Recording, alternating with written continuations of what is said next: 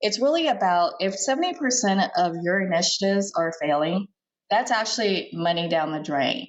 So, in terms of valuation and growth, isn't it in your best interest to actually do what it takes up front to make sure that the needle is moved on that 70%? To make sure that the needle is moved on that 70%. This is the ERP Organizational Change Journal podcast, brought to you by Nestle and Associates, a Newport Beach, California-based ERP organizational change management firm serving the private equity industry. The ERP OCJ seeks to share expertise, insight, experience, and research, and to create effective conversation to help guide ERP organizational change to real, measurable, and verified success. And now, here's your ERP expert and host, the founder of Nestle and Associates, Dr. Jack Nestle. Hello everyone, Jack here. In this episode, we're going to explore the vital intersections of PMO, IT governance, and the dynamic world of mergers and acquisitions. This episode is loaded with value for investment firm leaders, strategic planners, and anyone keen on understanding the nuances of driving successful organizational change in a competitive environment.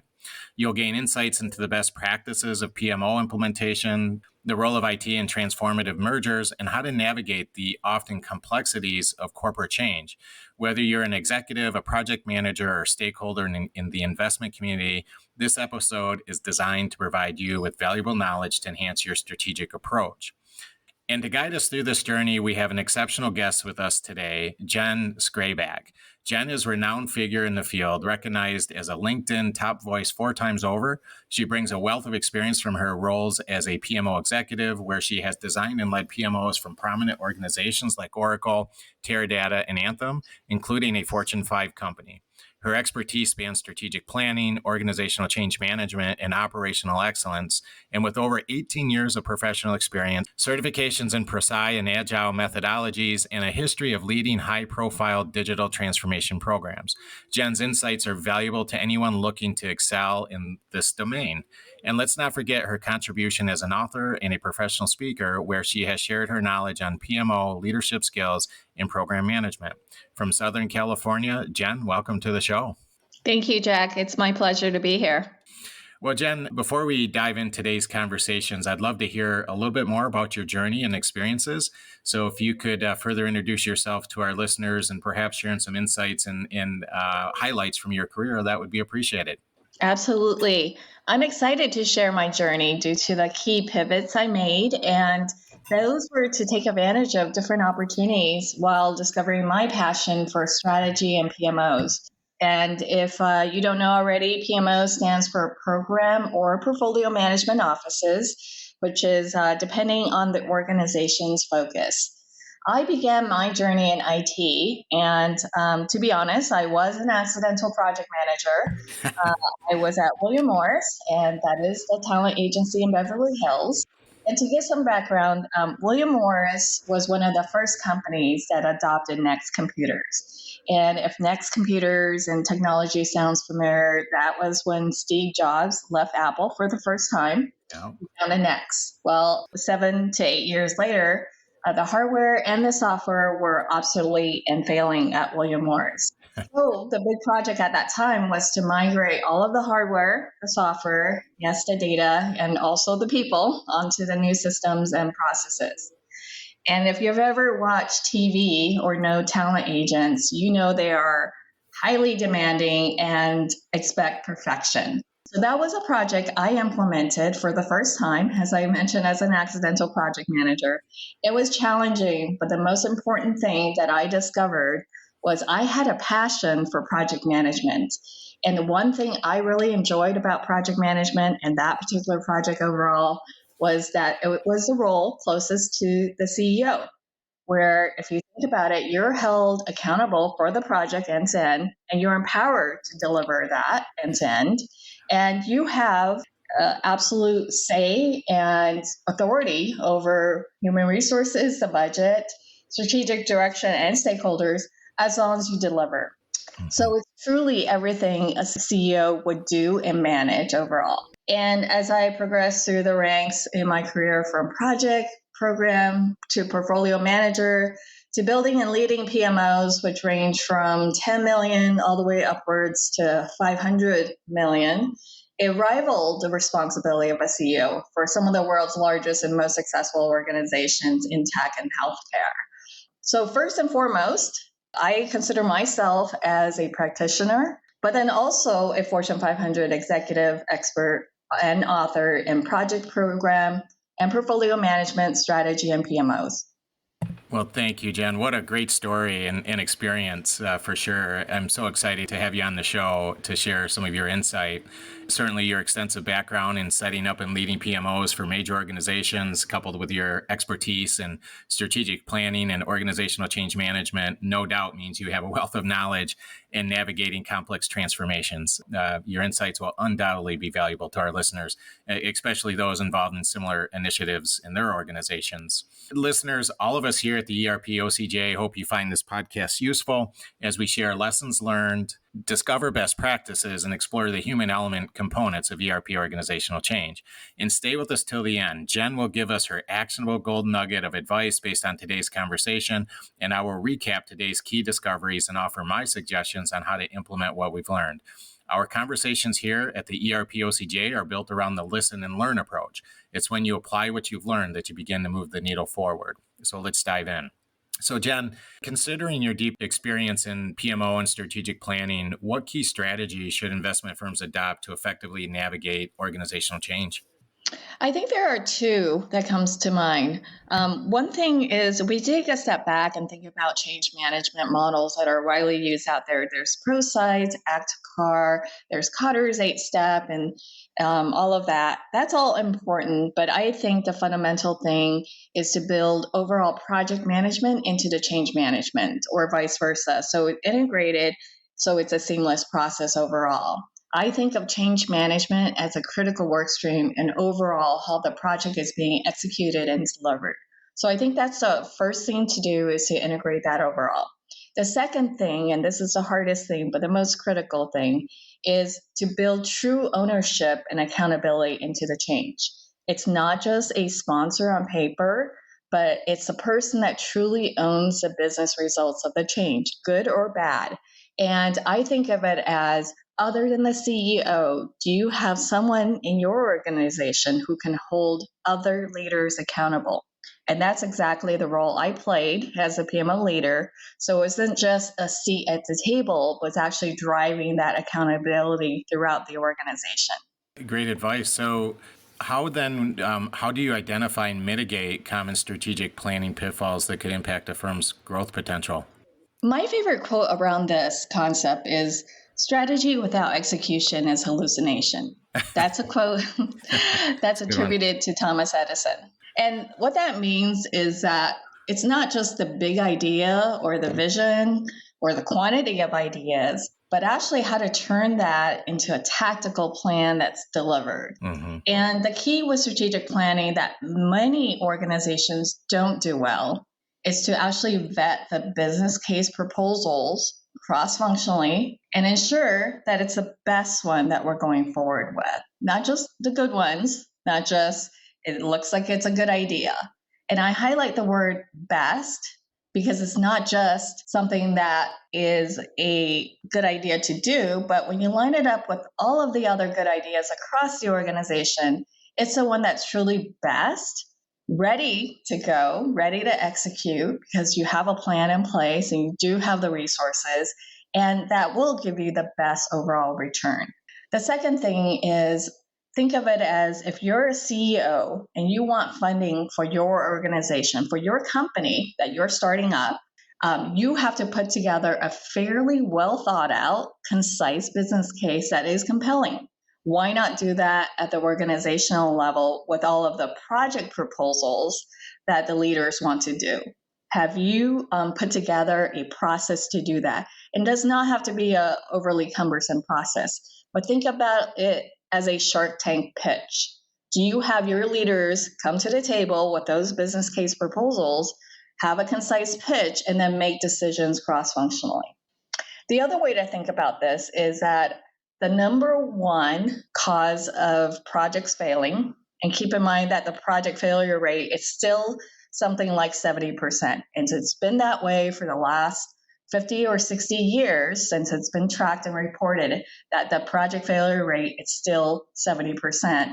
Are you looking at the scarce capital dollars and also the human resources that are being invested, and then making those intentional choices as to which of those good ideas will be able to give you the largest return?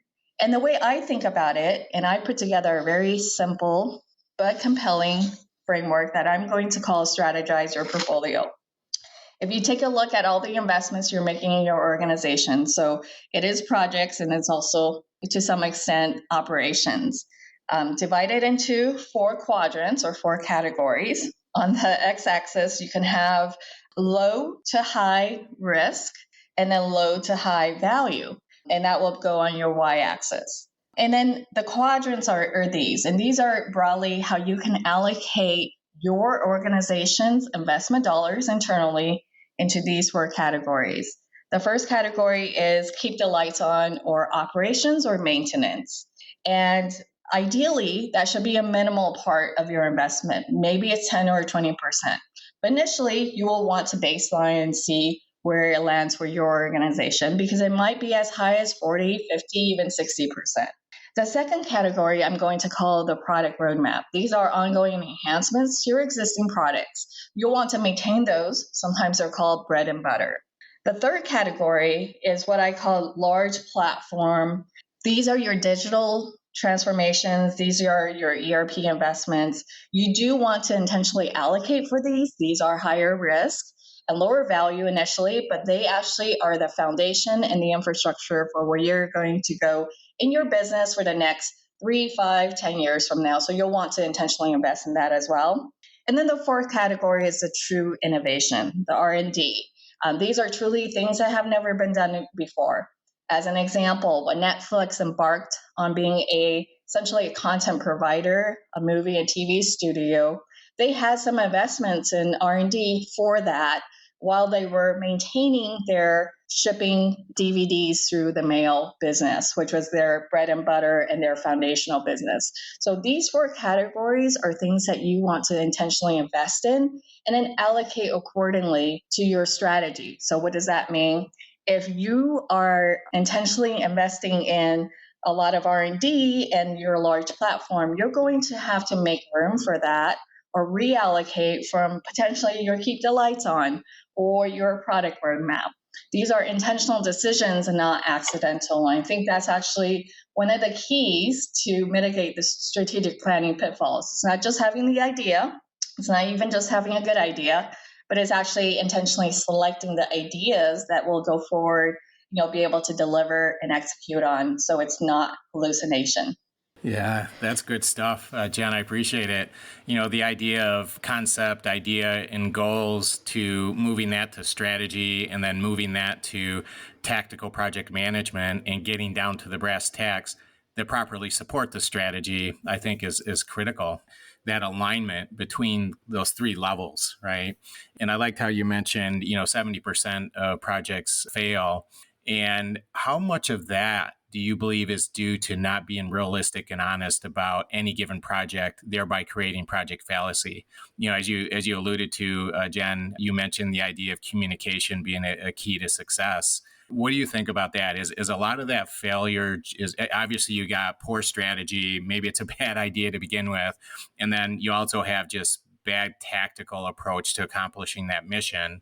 But how much of that do you think is also just not being aligned in terms of the realities and just being honest about the endeavor that the organization is about to take on?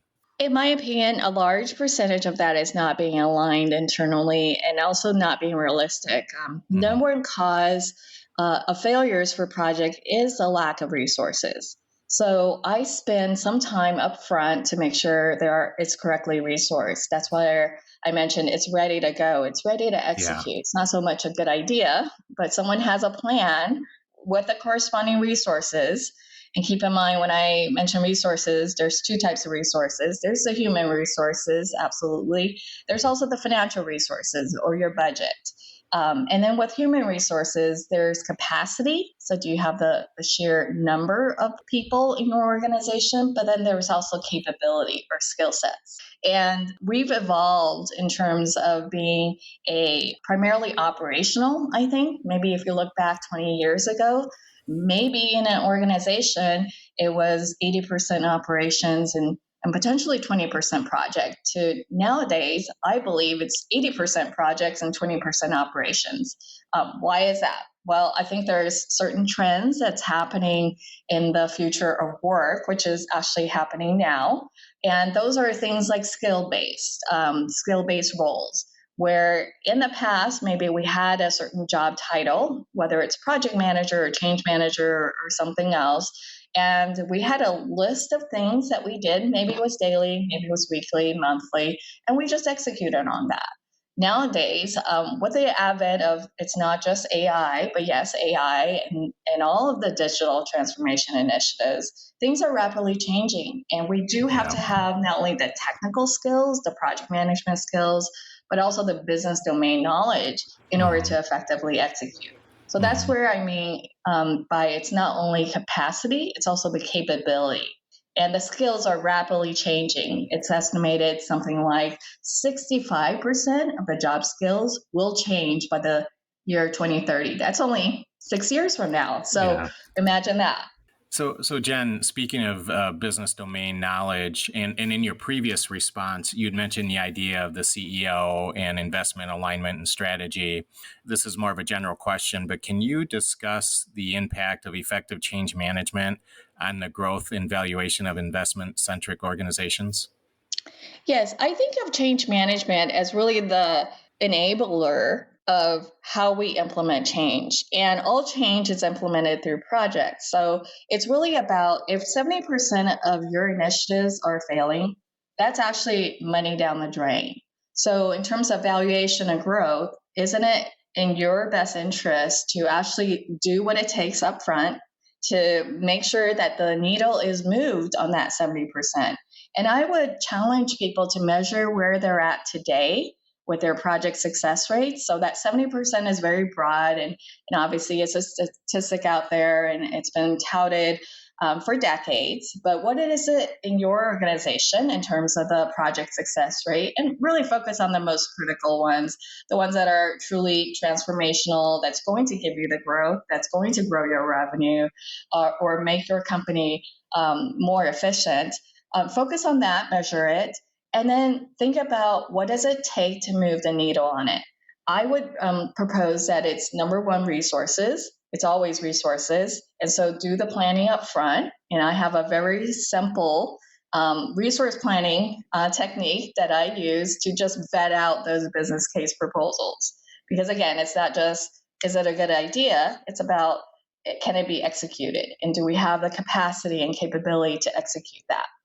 The second thing about change is that we have to remember change starts with all of us. So it's one thing to follow all of the change management models, and I see those being executed. It's almost like a fill out the template, check the box. Let's ensure the messaging is out there. Let's ensure that we have training and support. All of that is super critical and important. But at the end of the day, I think it's about, if we want to do transformation and we want to make sure our change is successful, and our change is being adopted effectively, how can we improve the process? Not just do a lift and shift, but actually improve the process, make it better. So if it's an internal project to end users, is it a better experience for them overall once we implement the change? If it's an external project to end customers, is it something that we actually have improved in terms of that customer experience? That actually, to me, is effective change management. And then ultimately that drives the growth and valuation going forward. Yeah, absolutely. Good insight. So Jen, Nestle & Associates supports a great deal of mergers and acquisitions. And in your approach to PMO setup and strategic planning, what unique considerations come into play for firms with a strong focus on growth through acquisition and expansion specifically? Well, I think the first thing is to think about, are you balancing your operational work and intentionally allocating to that versus all of the project work. So the project work in those three categories that I mentioned, which includes the innovation, your product roadmap, and your large platform migrations or implementations. And the reason I say this is that what I see is that the work and the teams that are necessary to do the operational work is fundamentally different than the transformational work. And if you don't intentionally allocate and build your A team for the transformational work, that's where I think a lot of those initiatives do fail, because we're taking operational people who are great and they're absolutely needed to maintain the current operations, to maintain the current projects, versus the people that are needed to do transformation are the A team. And you need to intentionally build your A team, set aside those dedicated resources, and then empower them to execute through an organization like a PMO. And I say like a PMO, whether you call it a PMO or not, and it really depends on the organization. Do you have someone that is full-time, dedicated, focused, and I emphasize full-time and dedicated, to ensuring that projects are being executed on time, on budget, on scope, but then most importantly, delivers the value that it was intended? And I think that's actually the biggest pitfall when we have large mergers and acquisitions that happen, is that we think just by designating an operational person, so it can be an operational leader, let's just say the CIO or the CFO or this chief product officer, there's a number of those people that can be designated, but their role is not a full-time dedicated role to ensuring that these transformational initiatives are being executed. Yeah. Jen, I would like to switch gears to a few questions regarding IT, ERP, and digital transformation specifically. And so I guess my first question in that regards is, from your experience, what are the crucial elements for integrating IT and ERP systems during transformational ventures? Yes, I've been through actually a very large SAP initiative that was implemented in 33 months, unheard of, all of HR, finance, supply chain, and manufacturing. And I was part of the leadership team that enabled that. So I got to see from the ground up what it takes. And there was a lot it took. But what were also some of the best practices that allowed us to do that? Because there are horror stories out there around ERP implementations and IT transformation in general. So the first thing is, from my experience, the number one thing to do is be willing to adopt new processes based on the best practices that's already built into the system, versus hanging on or just migrating your legacy processes over. Because the fastest and the smoothest ERP implementation and IT transformation in general was one that we adopted what I call vanilla processes, vanilla approach. Basically, try to use it out of the box. A lot of these platforms, whether it's ERP or if you look at IT transformation in general, a lot of these platforms are built that it's highly configurable. So it's highly configurable. However, look at simplifying what you have first before migrating it over. I'll give you one example of product SKUs. And this is actually a very enlightening example where if you look at organizations and their product SKUs and their part SKUs, it's typically a mess. And you might think, well, that's just a small thing. Why do we care about that? Where product SKUs impact how you sell, it impacts how you price. It also impacts ultimately, of course, your revenue.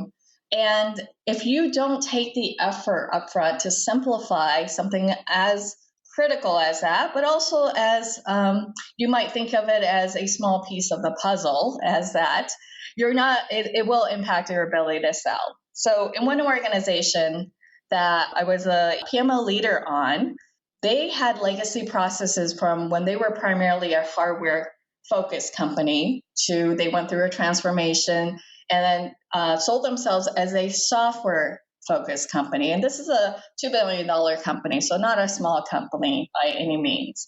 Well, their processes, their master data, their product SKUs were based on the fact that they were a hardware company. So their product SKUs reflected the fact that they were a hardware based company. This is how they priced, this is how they sold, this is how they manufacture their products, was based on the hardware.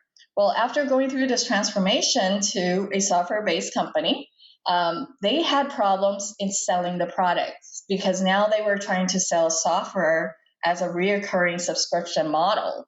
And if you were a hardware based company with hardware SKUs and you haven't changed those yet, you haven't truly migrated those over into new processes, that's where the stumbling block is. So the short answer is that simplify your process, go vanilla, and then also take a look at fundamentally the small things that make a huge difference. Things like product SKUs, because that affects how you price, sell, manufacture, and ultimately distribute your product. I like that, Jen. That was a great example. I appreciate that. Accurate and timely data is crucial, clearly, but adapting new processes and disciplines, even if simplified, which means change, can take time. So how do you balance operational continuity with large-scale digital transformations in rapidly growing or merging entities? We see that a lot in our world, in the merger and acquisition, the private equity world. It's very typical to be in an environment that's just quite rapidly growing, with a lot of mergers and acquisitions. But how do you balance that operational continuity with the large scale digital transformations or ERP transformations or implementations? I think the best analogy that I heard is to allocate the team to maintain your old jalopy while you're building your new Ferrari. So what does that mean? Yes, you want to ensure operational continuity, but set aside and allocate a separate team to do that. And hopefully it's a minimal team because you really want to focus on moving the needle forward on the innovation, on the digital transformation, on the ERP, which is it was the largest of any organization that I've been at.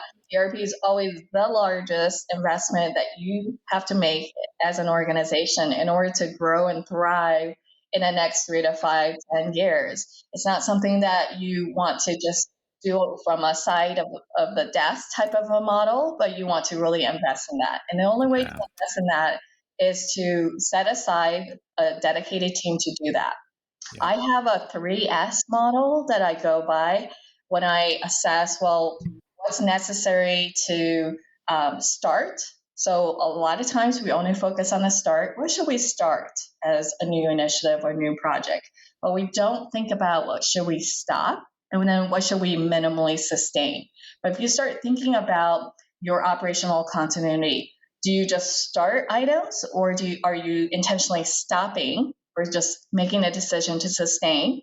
Same thing with your large-scale digital transformations. Are you just starting or do you make intentional decisions to stop or sustain? If you take an internal portfolio approach on rationalizing all those investments, I think that will give you more of a holistic picture that you can really set aside the right investment in terms of human resources, in terms of financial resources on things like building your new Ferrari, which is your ERP or digital transformation. That's good. And certainly, Jen, this idea that you mentioned of having checks and balances and business intelligence, what we call quote unquote insurance, it needs to be a part of your game plan with intent. So part of this, when you're talking about large transformational change, whether it's IT or certainly ERP and this idea of operational continuity, the idea, that you shared with a deliberate team that is focused on that idea, I think is incredibly valuable and important insight. There's no magic wands or perfection when you go live, and there will always be a productivity dip. It's a natural and proven part of such a large scale ERP change project. And so I think just being very diligent about understanding that and having the mechanisms in place to, to what extent you may or may not need that plan depends on how well you plan throughout your implementation process to begin with. But just the idea, as you illustrated, the example of having a team dedicated to ensuring operational continuity, I think is incredibly insightful. So thank you for that.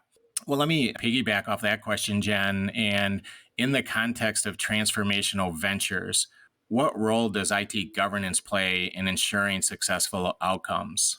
And maybe Jen, I'm sorry to interrupt, but maybe think about it in terms of IT or ERP governance, right? So for me, when you say, develop a dedicated team to ensure operational continuity, for me, that's a bit of not only insurance, but it's kind of a form of ERP governance, right? So in the context of transformational ventures, what role does IT governance play in ensuring successful outcomes? Yes, as the chair and lead author for PMI's governance practice guide, I happen to know a thing or two about governance.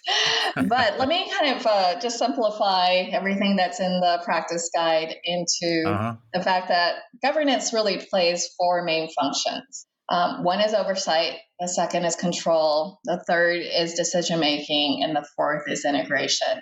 So when I think of governance, and a lot of people are confused about the word governance, what does that mean really? Is it a committee that gets together and meets, or are we reviewing certain things? So think of the oversight one as it's not just status reports. It really should be more of a T-based exception management model. So what I mean by that is if you're getting data that says a project is green, well, that's something that you don't need to focus on, because my expectation as the PMO, and I think every leader should have this expectation, is that projects should be green. We had a plan, we're executing to the plan. What we do need to focus on are the things that are in red or yellow, and then really drill down to the root cause and say, what are we doing about it? And who needs help? And what do I need to do to get that to green?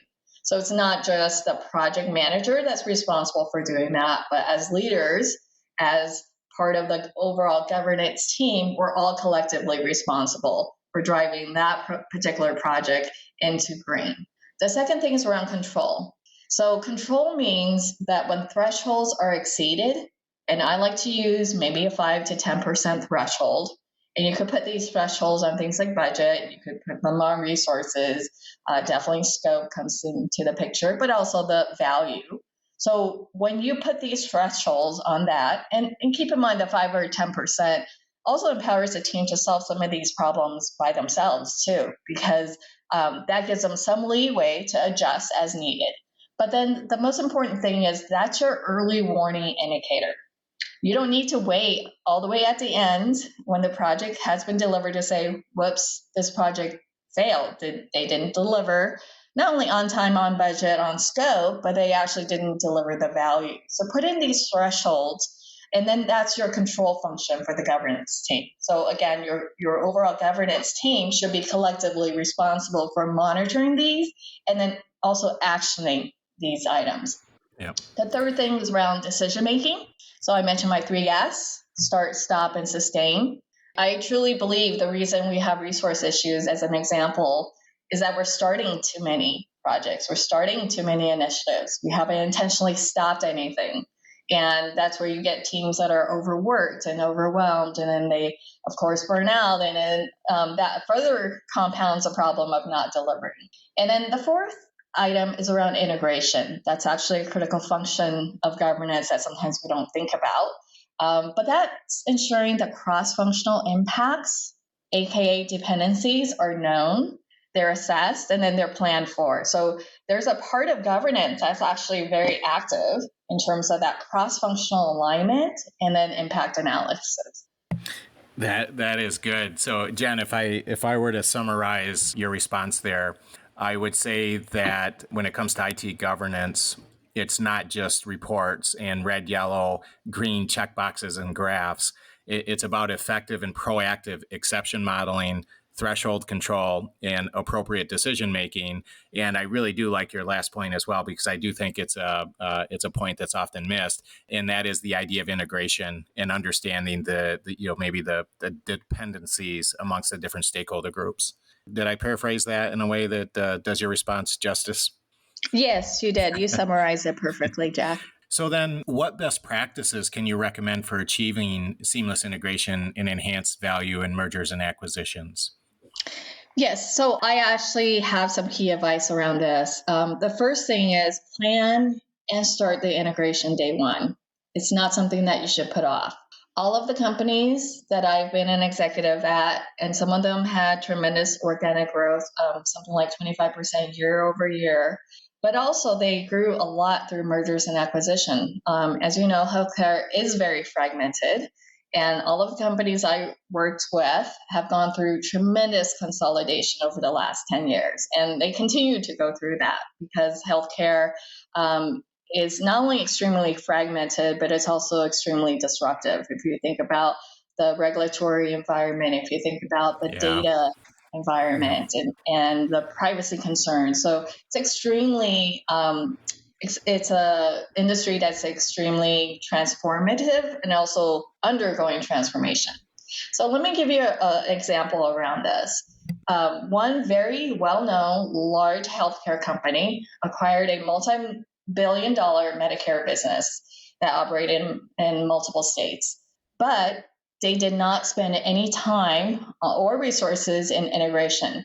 And by integration, I mean truly migrating processes, data, systems over, but not a lift and shift. We're really rationalizing what makes sense going forward. How can we align this? And it's not necessarily always adopting the corporate strategy. It can be adopting a brand new process, brand new system, brand new data. Well, they spent no time on integrating this significant Medicare business into their overall core business.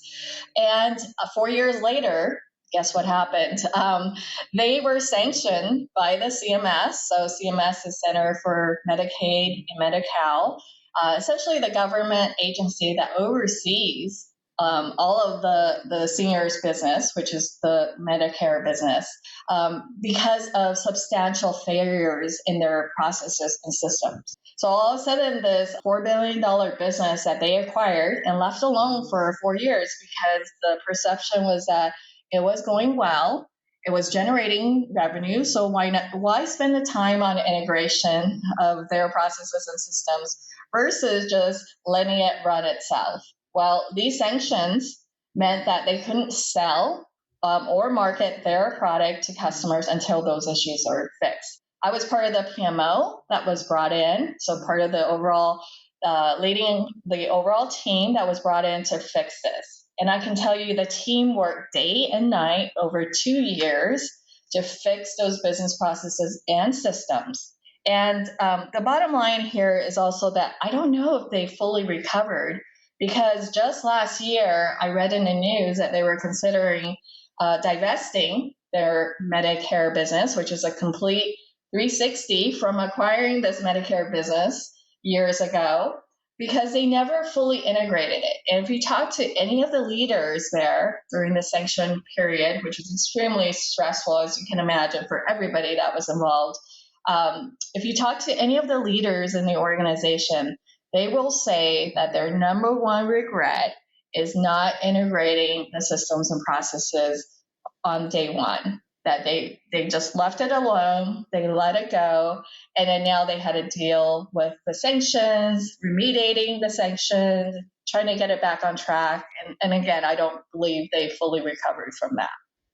So the biggest lesson here is make the investment up front to assess and integrate the business process and system to what it should be. Don't just leave it running by itself.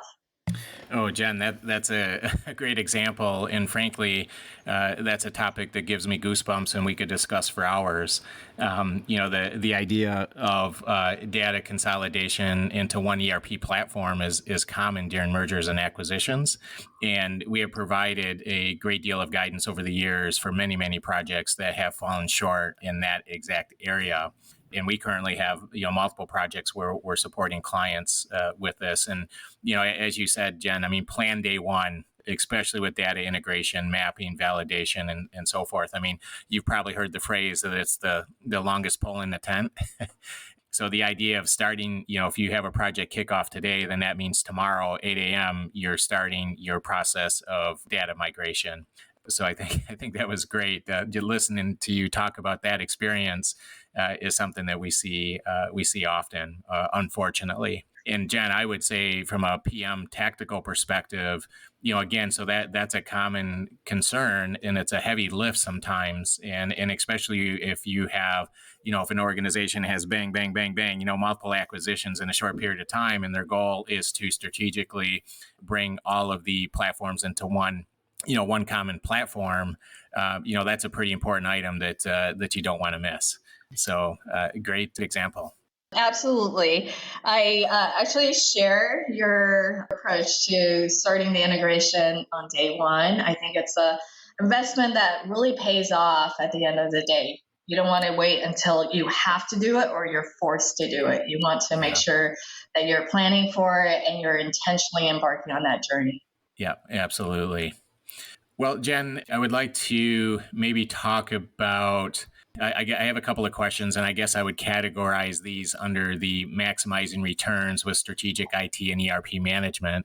So given your background with top-tier clients, what strategy should growth-oriented firms implement for effective IT and ERP management to enhance returns? So I know that's a bit of a general and loaded question, but yeah, given your background, what strategies would you recommend that growth-oriented PE firms should implement for effective IT and ERP management?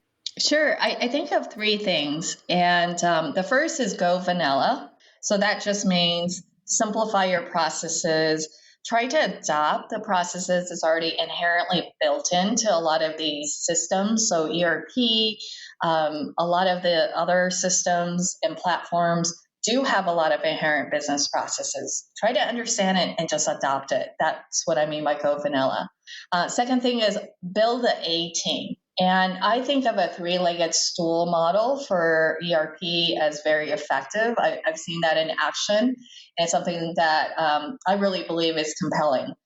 Three-legged stool model is have a business leader that's assigned, have an IT leader that's assigned, and then if you're working with a system integrator that can bring in those best practices, the third leg of the stool is a system integrator. Define your work streams as end-to-end. So it's not your functional silos like supply chain versus manufacturing versus IT versus something else, but end to end are things like plan to stock. So if you have a single business leader, it really doesn't matter if that business leader is from manufacturing or supply chain, they should own the entire process end to end from plan to stock, order to cash, hire to retire. So a single business leader, a single IT leader, and a single system integrator leader. Collectively, those three should make the decisions going forward on your business processes, and then any implementation decision that comes up throughout the project as well.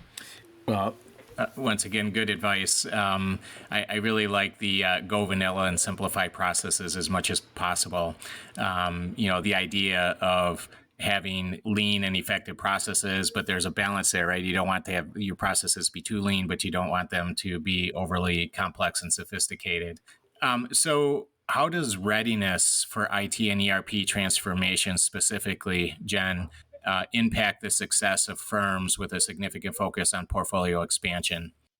Well, I think of this as I was part of the SAP implementation, as I mentioned, that we implemented SAP successfully in 33 months. If you kind of think about the fact that we didn't have to do it, we didn't actually have to implement a brand new ERP system. We wanted to do it in terms of future scaling and future growth.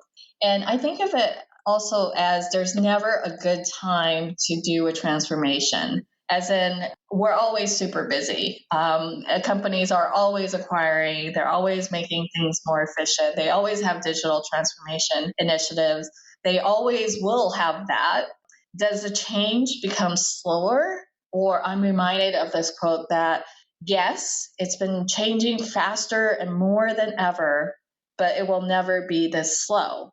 So the fact that you have mergers and acquisitions shouldn't actually stop you. It should actually prompt you to really consider how you can embark on the journey of digital transformation to build that foundational infrastructure, whether it's processes or system or data, to enable you to do more in the future with your portfolio. So it is a scary and large initiative. It is multi-year, but if you don't embark on that journey, as I mentioned, the example of the product and part SKUs, it actually will become at a point where it will hinder your business process. The product and part SKUs, as an example, if you don't clean that up front and establish the right master data management around that, it will affect your ability to not only price, but also sell and manufacture your product down the road. Yeah, and I think, Jen, with some of these questions today, I think maybe a common theme with the line of questions that I have for you is being proactive and deliberate, right? And especially when it comes to readiness for IT and ERP transformations, certainly impacts the success. So, what I mean by that is, readiness to me means understanding the purpose, the mission, the values of the change to begin with, and then having a shared definition of success, and then the proper change culture to implement that change. And I think I've heard you in multiple responses here today just talk about the idea of, putting in the time, creating the insurance, let's say, on the front end that can pay dividends down the road in terms of, success. So being prepared and ready right out of the gates saves a lot of time, money, and effort and organizational capital later on in the project. Yes, absolutely. You summarized it perfectly. So could you talk about the role of PMO in driving ERP success and risk mitigation in large-scale projects? I know I've asked you a couple of questions somewhat related to this, but what role specifically does the PMO have in driving ERP success and mitigating risk? And then maybe if you can give an example of what risk mitigation might look like. Yes. So I think one of the largest risks of any large scale initiative like the ERP or any digital transformation is your resource risk. So I actually develop a very simple but effective method to assess the resource impact up front. And what I do with that is imagine a simple grid. You have the months all across the columns, and then the rows are your key resources. You can do those by roles. IT developer, as an example, there might be your architect, there might be QA. Business meets all of the various business areas. Of course, you'll need a project manager or two to enable that. So whatever your roles are, those are the rows on that grid. And then now you're going to start to put in percentages, and you can ramp that up over the months. And then what that will give you at the end of the day, you can add up all those percentages. So 100% is 1 FTE as an example. You could do 5 FTEs, which is 500%. You get the idea. What that will enable you to do is assess what are the in-source impact by months. So a lot of times people don't have that granularity of planning by months, but it is critical to plan by months because you don't want to have a false resource plan where you just say, I need 10 FTEs for the year, when in reality is I need 1 FTE starting in January and then ramps up to 10 FTE by the time it's June, July. Because what that will also allow us to do is to convert the percentages into a blended rate. So let's just say you use a simple blended rate like $100 an hour. Now you can assess apples to apples comparison around this initiative or this part of the project is going to cost X with this number of resources with this type of role against this other project that will cost X with this number of resources and this number of role. It also allows you to sequence the projects potentially. Not everything has to start in January and end in December. You can actually, because of that ramp, sequence those so that you're staggering some starts and staggering some of those projects or resource loads so that you're intentionally balancing that. Those are powerful things that I think the PMO does if it's effective and can drive that across the organization for resource allocation on an organizational level. Yeah. Jen, that is great. I agree with you. It seems to me that this idea of FTE management and sequencing is a true skill or experience. Well, I should say it's a true skill that experienced PMs and PMOs have. And some do a better job in that area than another. But I could not agree more that it is absolutely critical idea. One of the things you see, Jen, is, you go in and you have these projects and talking about resource risk. PMOs or PMs, they may go into a project and start allocating stakeholders to specific duties and tasks. and you overwhelm them. So they have their day job to do, which is, in some cases 30, 40, 50 hours a week or plus.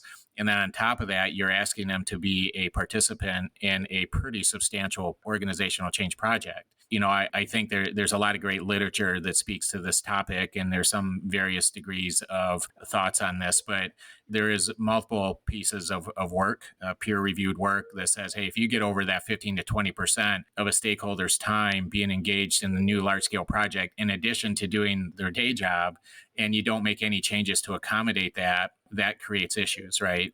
Frustrations and burnout and other issues like that I think often PMOs or project managers don't consider as much as they should, again, on the onset of the project.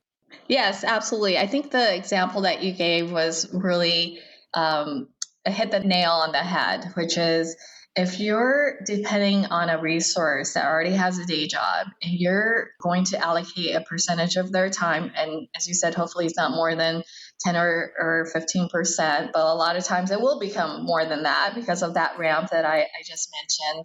The answer and the solution, if we really do an intentional resource plan up front, is to actually backfill those SMEs so that as a ramp occurs, they're backfilled as a hire a temporary resource to maintain that operations. So we talked about operational continuity. Well, that's what this is to backfill those resources so they can actually work on the project and not on maintaining their day job. That's actually really key and critical because most of the risk and issues that are raised by project managers on these large-scale initiatives is the fact that resources aren't available when they're needed. Well, do we plan for this and do we communicate the plan and make sure that we have either backfills in place or other resources that are available to do this? Yeah, M&A, mergers and acquisitions, can often be a time of high change, high expectations, frustrations, and often turnover due to uncertainties. And then now on top of that, you're throwing more responsibilities on various stakeholders with your large scale project, whether it's IT or certainly ERP. Great advice. So, Jen, I really appreciate your time. Before I let you go, I do want to ask you two more questions today. And my next question is, what advice would you offer for leveraging technology to drive organizational change and maintain a competitive edge in the market? So just in general, do you have any advice you can offer up on leveraging technology in a way that can give an organization more of a competitive advantage? Yes. There's lots of PPM tools out there that can drive the visibility into the strategic execution, which are through projects and programs. And I've even implemented a few of those PPM tools myself. But I would say the key here is that any tool is only as good as the data and the process behind it. And so instead of thinking about which tool or technology to leverage up front, it's actually the discipline and culture issue that needs to be addressed first. And then the business process in terms of standardization and alignment. And then ultimately, the technology will support that. And it's a lot easier to select a technology to support a well-defined standard business process where the people part of it, because people are needed to input the data that will actually enable the organization to leverage that technology. That's great.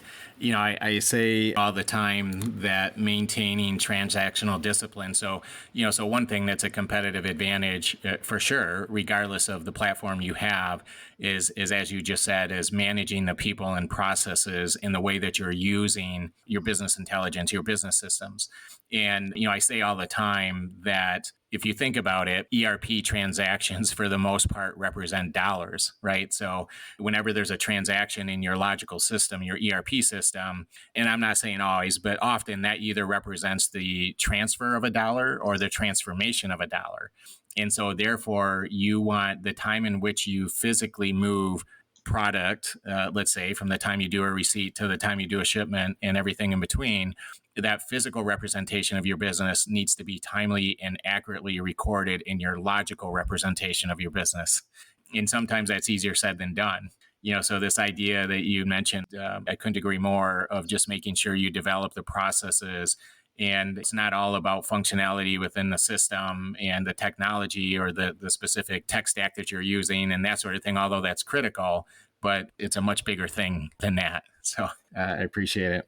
All right, Jen, one of my favorite questions here as we wrap up this really insightful conversation, I'd like to ask you for our golden nugget. So given all that we've discussed today, could you briefly summarize for our listeners the key takeaways that they should remember? So what is the single most valuable piece of advice you would offer from your experience and your perspective for our listeners as they navigate their journeys in organizational change and strategic development? Yes, there's 3 parts to this. So it's one nugget, but there are 3 parts. The first is to build accountability into your projects and process and have someone drive that. So it doesn't have to be the PMO, but it has to be someone that's accountable and can hold the other leaders accountable. The second thing is to adopt vanilla for your IT or ERP implementation. Learn the best practices that's already built in the system that you're buying, and then ruthlessly simplify. Don't customize, at least not initially, but really learn to use the new processes that's inherent in the system. The third thing, specifically around mergers and acquisitions, is to address the integration up front and the integration of the systems and the processes. It's the hardest thing to do, which is why most companies put it off, but it's also the biggest and most important thing to do, because companies regret that when they don't do it up front. When it was relatively easy, if you look back historically, it was easier at the time of that merger and acquisition versus years later when you run up into a sanction or other issue that is forcing you to do that later. Because businesses only get bigger and more complex as the time goes on. Yeah, great advice. I really like your phrase, ruthlessly simplify. I think that those are words to live by, that's for sure. Well, listeners, that wraps up another insightful episode. We've covered the essentials of organizational change, PMO's strategic role, IT governance, integration, and the intricacies of M&A. Thanks to Jen's experience, we've gained valuable insights for enhancing strategic operations and driving successful transformations. So apply what we've learned today to advance your projects and organizational goals. Thanks for listening, and join us next time for more expert insights to help you excel in your professional journey. And Jen, thank you so much for your time today. I really appreciate it. And I really appreciate your dedication to your trade, from one practitioner to another and one PM to another. I'm very grateful for your work. But before we go, can you tell our listeners how they can get in touch with you? Yes, it's been delightful talking to you today. Everything I'm passionate about, PMOs, digital transformation, and strategy. I'm happy to connect on speaking or consulting opportunities for building PMOs, executing digital transformation, or strategic planning. You can follow or connect with me on LinkedIn. My handle is Jen Strategy. So it's linkedin.com/IN/Jen Strategy. I also have a website, which is strategy-pm.com. Super. Well, thanks, Jen. And we'll definitely we'll include that information in the show notes as well. Jen, thank you again. Be well, keep in touch, and we will talk soon. Thank you. Thank you for joining us for today's episode of the ERP OCJ podcast. This podcast is intended as a forum to study, share, and discuss ERP organizational change successes and challenges.